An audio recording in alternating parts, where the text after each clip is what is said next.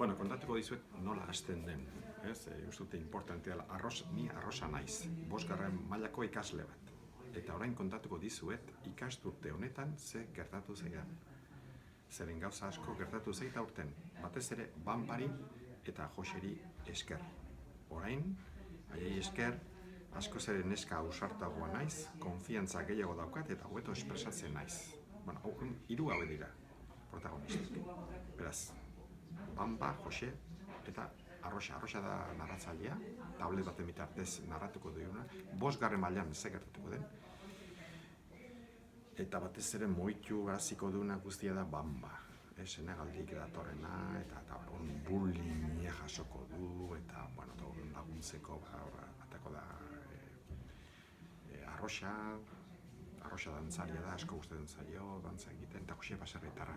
Eta baitere jasoko ditu gorriak, ikusiko ditu gorriak. Hirukote fantastiko honek, alkar hartuta, eta konplizidadea lagun, historia garatuko da. Eta hor, inbat gai ukituko dira. Dela bazterkeria, bullyinga,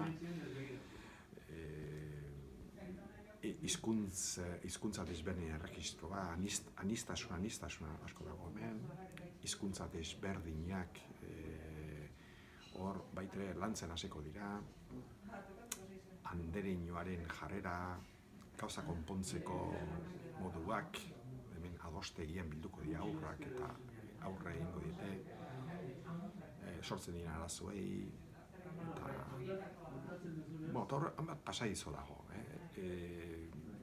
Eta bukaera astroak lagun, denek izugarrizko dantza egingo dute. Hirukote fantastiko baztertuta dagoena, azkenean denekin, gela guztiekin izugarrizko dantza egingo dute.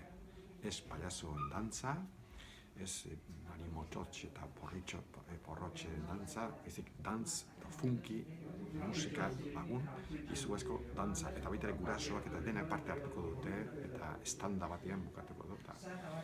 Kolore askorekin eta bizitasun askorekin. Saiatu nahi zinti ritmoa lantzen, eta nik uste dut, historio simpatikoa, nimezate poz handiarekin idatzi dut.